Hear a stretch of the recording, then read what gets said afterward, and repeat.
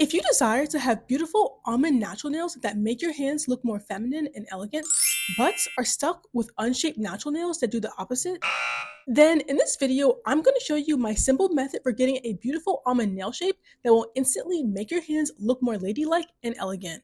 Let's get started. The first thing you want to do before shaping your nails in the almond nail shape is to make sure you have enough nail length. If your nails are too short, the almond nail will look more pointy, and trust me, I've done this. So you want to make sure you at least have a medium nail length before getting started.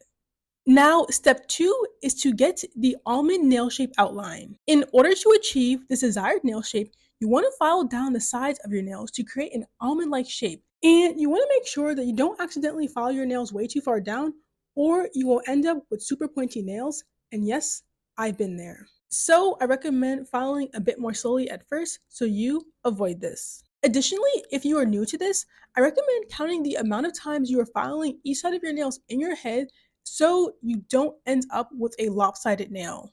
Now, once you have the rough outline, you just want to go back in with your glass nail file and just smooth the rough edges so you have a smooth, even almond nail shape that make your hands look elegant and feminine. Subscribe and see you next time.